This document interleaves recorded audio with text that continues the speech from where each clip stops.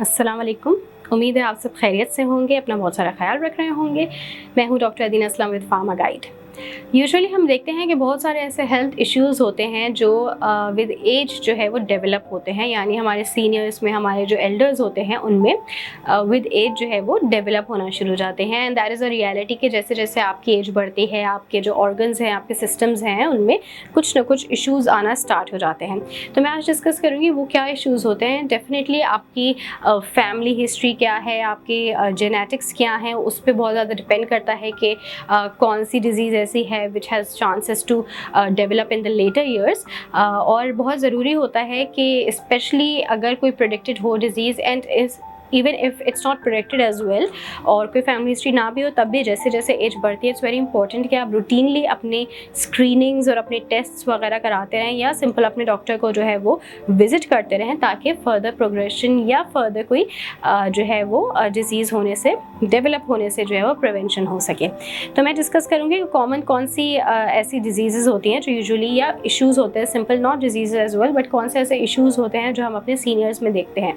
अच्छा, यहाँ पे एक और चीज़ मैं बताती चलूँ कि जिस तरह से एक आपका पीडियाट्रिशियन होता है जो कि आपके चिल्ड्रन को जो है उनको ट्रीट करता है, उसके लिए आप इनको कंसल्ट करते हैं, पीड्स के डॉक्टर को, उस तरह जीरियाट्रिक्स जो है वो भी एक टर्म होती है विच इज़ यूज्ड जब आपके कोई एल्डर्स जो होते हैं उनकी जब कोई भी इश्यूज़ होते हैं, तो उसके लिए आप जिनको कंसल्ट करते हैं वो आपके जीरियाट्रिक्स होते हैं। ये एक फील्ड होती है different for the elders, for the old patients. सही है। तो starting with the issues that may develop in later year, सबसे पहले जो आपके प्रॉब्लम आती है वो कॉग्निटिव डिक्लाइन की आती है, यानी मेमोरी की।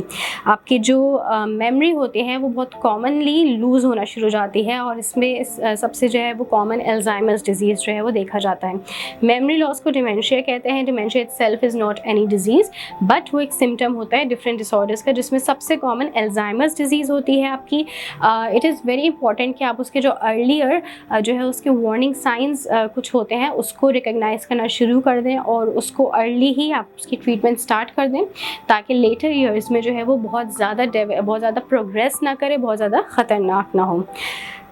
उसके अलावा बैलेंस इश्यूज़ बहुत कॉमनली देखे जाते हैं कि जैसे जैसे एज बढ़ती है, जो आपके जो एल्डर्स होते हैं वो बैलेंस नहीं कर पाते, दे लूज़ देयर बैलेंस, दे में फॉल, और उस फॉल से यूजुअली जो है वो बोन्स जो है उनमें फ्रैक्चर्स आने के, स्पेशली हिप बोन फ्रैक्चर बहुत कॉमनली देखा जाता है। सो इट्स वेरी इंपॉर्टेंट कि बैलेंस के लिए जो है वो कुछ ऐसी जो है वो आप चीज़ें यूज़ करें, गैजेट्स यूज़ करें, अपने घर में कुछ ऐसे सपोर्ट्स यूज़ करें कि जिससे जो है वो आपके एल्डर्स जो है वो फॉल से प्रिवेंट हो सकें। Oral health problem again is very common, सब में नहीं होता, बट कुछ ऐसे होते हैं जिनमें जिंजवाइटिस जो कि पेरिडोंटाइटिस में डेवलप हो जाती है, वो देखा जाता है कॉमनली, और ये आपकी गम्स और बोन्स को अफेक्ट करती है। उसके अलावा इसलिए बहुत ज़्यादा ज़रूरी होता है कि प्रॉपर ओरल केयर जो है वो दी जाए। वैसे तो वो हर एज में बहुत ज़रूरी है कि आप अपने डेंटिस्ट को विज़िट करते रहें, ताकि वो आपके जो है ओरल हेल्थ को जो है वो चेक करते रहें time by time. But it's very important कि व्हेन यू रीच एक एज पे आप आ जाते हैं तो आप अपने डेंटिस्ट को डेफिनेटली विजिट करें, ताकि वो पूरा जो है वो एवेलुएट कर सके कि what needs to be done. Heart disease is very common, ये लीडिंग कॉज होता है of death of elders over the age of 65 से अबव जो है वो सबसे ज़्यादा डेथ्स हार्ट प्रॉब्लम्स की वजह से होती हैं। आपका ब्लड प्रेशर हो गया या आपका हाई कोलेस्ट्रॉल हो गया, ये सब जो है वो कॉज बनता है हार्ट इश्यूज़ के, और ये सारी वो कंडीशंस हैं which can be managed earlier. इनके सिम्टम्स जो है वो बॉडी शो करने लगती है जब ये इश्यूज़ होते हैं, तो body it starts to show the signs and symptoms. तो इट्स वेरी इंपॉर्टेंट कि आप इसको अर्ली ही जो है वो मैनेज कर लें, कंट्रोल कर लें। ऑस्टियोआर्थराइटिस या ऑस्टियोपोरोसिस जो आपकी बोन्स जो होती हैं उसके इश्यूज़ होते हैं, और जो adults over the age of 80 होते हैं उनमें it's very common to have some sort of osteoarthritis. इसके लिए बहुत ज़रूरी है कि आप डाइट ऐसी लें जिससे आपके जो रिक्वायर्ड न्यूट्रिएंट्स हैं वो पूरे हों। उसके अलावा आप जो है वो फिज़िकली एक्टिव रहें, एक्सरसाइजेज जो हैं वो ज़रूर करते रहें, और अपनी बोन्स और जॉइंट्स को प्रोटेक्ट रखें, कैल्शियम विटामिन डी का इंटेक करते रहें। रेस्पिरेटरी डिजीज़ जिसमें आपके COPD बहुत कॉमन होते हैं, जो कि क्रॉनिक ऑब्स्ट्रक्टिव पल्मोनरी डिसऑर्डर होता है। ये वर्स हो जाता है with age. It does not develop in those years, but ये होता है कि किसी को अगर कोई ब्रीदिंग इशू है तो it may get worse with time. Same goes for asthma as well. कुछ केसेस ऐसे होते हैं जिसमें विद एज वो सबसाइड होने लगता है। कुछ केसेस ऐसे होते हैं जिसमें एस्थमा जो है वो वर्स हो जाता है विद एज। इसके अलावा आपके पास आता है डायबिटीज़। डायबिटीज़ जो है वो 25% ऑफ एडल्ट जिनकी 65 या उससे ओल्डर जो होते हैं उनमें टाइप 2 डायबिटीज़ देखी जाती है।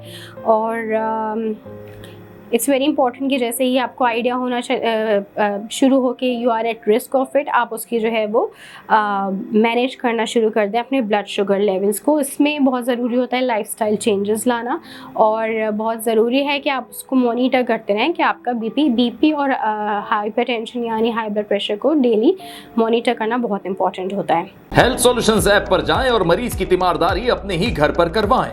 इन्फ्लुएंजा और निमोनिया जो है आपकी, ये इन्फेक्शंस होते हैं, फ्लू या निमोनिया जो होता है ये स्पेसिफिकली सीनियर इलनेस या एडल्ट या ओल्डर एज में इसको हम नहीं कहते, बट हाँ ये होता है कि सीनियर्स जो आपके एल्डर्स जो होते हैं वो इससे वल्नरेबल ज़्यादा होते हैं।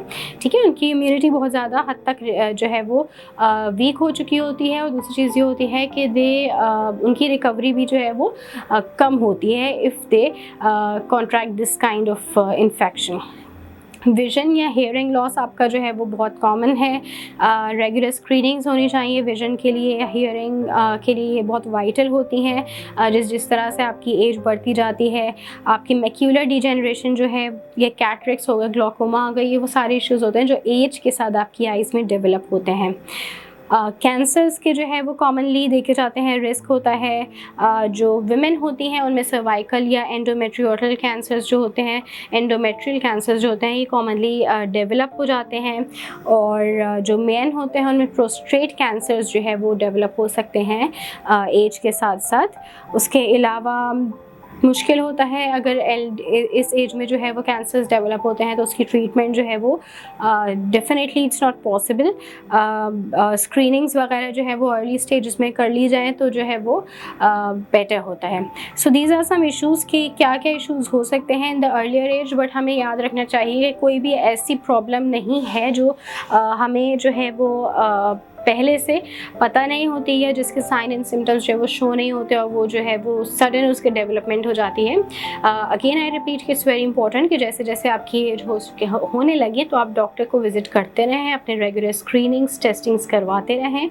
एंड ऑल्सो आप अपनी टेस्टिंग्स या अपनी स्क्रीनिंग्स जो भी आपको करवानी है आप हेल्थ सॉल्यूशंस के थ्रू भी करवा सकते हैं।